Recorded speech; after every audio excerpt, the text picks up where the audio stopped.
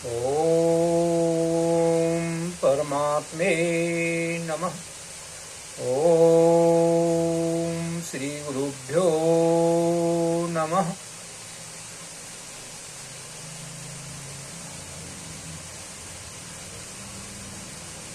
शरीर को स्वस्थ रखने के लिए हम सूक्ष्म क्रियाएं करते हैं,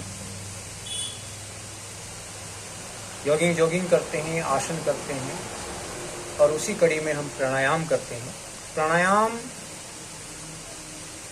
करने में यदि आप भस्त्रिका को 5 चरणों में करते हैं तो निश्चित ही मस्तिष्क और फेफड़ों पर इसका सीधा प्रभाव पड़ता है और मस्तिष्क संबंधी कोई रोग नहीं रह जाएगा, फेफड़ों संबंधी कोई रोग नहीं रह जाएगा, अर्थात फेफड़े हमारे 100% काम करेंगे और जब तक जीवन है तब तक करेंगे। तो आज 5 चरणों में मैं भस्त्रिका प्राणायाम बताऊंगा, करके दिखाऊंगा। तो पहला चरण है अंगूठे से पहले प्राणायाम मुद्रा बनानी है, उसके बाद अंगूठे से दाहिनी नासिका को बंद कर देना है। अब बाईं नासिका से शक्तिपूर्वक श्वास को लेना है और शक्तिपूर्वक ही श्वास को छोड़ना है। इसको 5 से 6 बार जरूर करें। इससे हमारी चंद्र नाड़ी पूरी तरह से प्रभाव में आएगी। मस्तिष्क से लेकर फेफड़ों तक का भाग हमारा बिल्कुल स्वस्थ रहेगा। इसको करते हैं।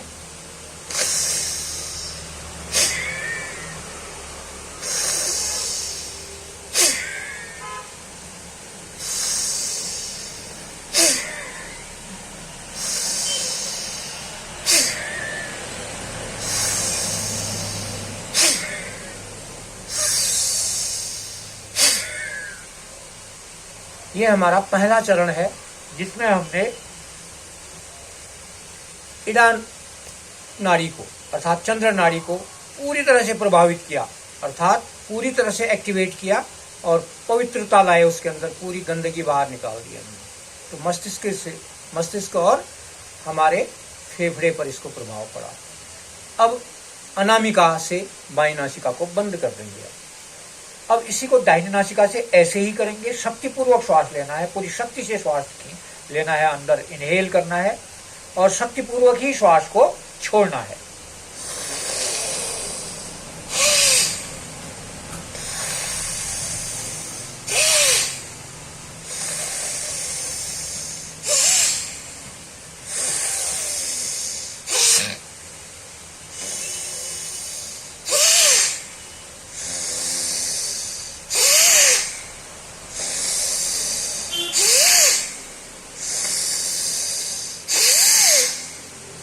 रिलैक्स। ये हमने दूसरा चरण पूरा किया। इसमें हमने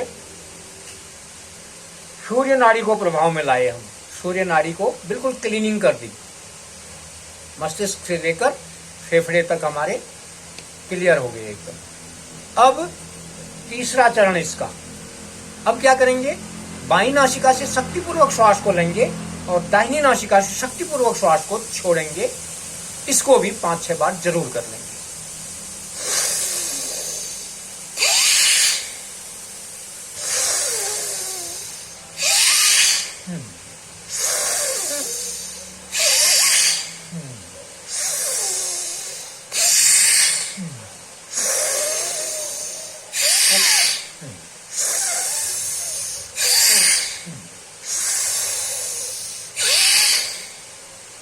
विश्राम। ये हमने तीसरा चरण भी पूरा किया। बाईं नासिका से पूरा श्वास को हमने अंदर लिया, ऑक्सीजन हमने फेफड़ों में ली और दाहिनी नासिका से कार्बन डाइऑक्साइड गैस के रूप में हमने बाहर छोड़ दी। तीसरा चरण।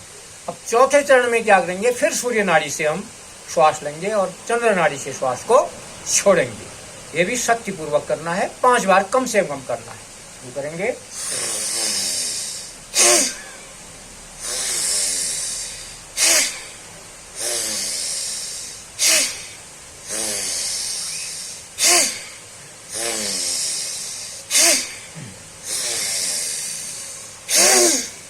रिलैक्स। ये हमारा 4 चरण भस्त्रिका के पूर्ण हुए। चरणबद्ध तरीके से जब हम कोई भी प्राणायाम या कोई भी आसन करते हैं तो उसका निश्चित ही बहुत जल्दी प्रभाव पड़ता है उसका। जिन लोगों के माइग्रेन है, सिर दर्द है, आप अभी करोगे, अभी सिर दर्द हो रहा है तो अभी ठीक हो जाएगा। अब करेंगे, दोनों नासिकाओं से श्वास को भरेंगे और दोनों ही नासिकाओं से श्वास को छोड़ेंगे। अब इसमें क्या है कि हम हाथों को भी लय बनाने के लिए हाथों को भी ऊपर ले जाते हैं, तो हमारे कंधों पर भी इसका सुंदर प्रभाव पड़ जाता है। तो कंधों का व्यायाम भी साथ में हो जाता है।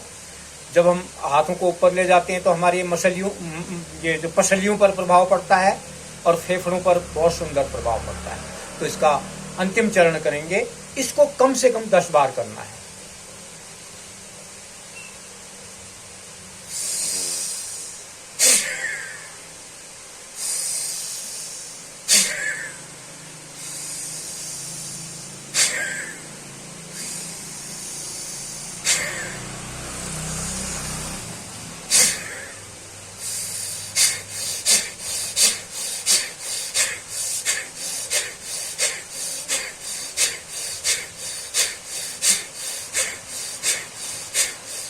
रिलैक्स। जब आप परफेक्ट हो जाते हैं तो इस तेज गति से भी कर सकते हैं, जिससे कि धौंकनी की तरह, जैसे लोहार की वो धौंकनी होती है, वो जो आग जलाने के लिए, वो कोयलों को जलाने के लिए हवा देता है उसको घुमा के, और वैसे हम पूरा श्वास को लेते हैं अंदर, वैसे छोड़ते हैं। तो इससे हमारे पूरे फेफड़े एकदम स्वस्थ हो जाते हैं। तो इस तरीके से हम 5 चरणों में इस भस्त्रिका को यदि हम करते हैं तो निश्चित ही हमारे फेफड़े 100% कार्य करेंगे, हमारा मस्तिष्क ठीक से कार्य करेगा, मस्तिष्क स्वस्थ रहेगा, फेफड़े स्वस्थ रहेंगे। अब इसमें कुछ सावधानियां हैं, जैसे तेज उनको नहीं करना है जिनको हृदय का रोग है या जिनका ऑपरेशन हो रखा है, हृदय का स्टन लगा हुआ है, आदि आदि जो भी ऐसी चीजें हैं उनके लिए थोड़ा सा दिक्कत है। अन्यथा आप इसको कर सकते हैं और ऐसे करेंगे तो आप स्वस्थ रहेंगे और आप लंबी उम्र तक आपका श्वास नहीं फूलेगा, श्वास में भी आपका सिर दर्द नहीं होगा, माइग्रेन नहीं होगा, फेफड़े काम करेंगे। तो आज इतना ही, फिर किसी और आसन या प्राणायाम के साथ हम आपके सामने जरूर आएंगे।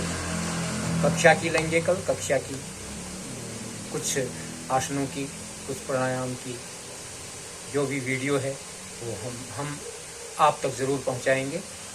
आप मेरे YouTube चैनल को देखें, सब्सक्राइब करें, अच्छा लगे तो शेयर कर दें, लाइक कर दें। बहुत बहुत धन्यवाद।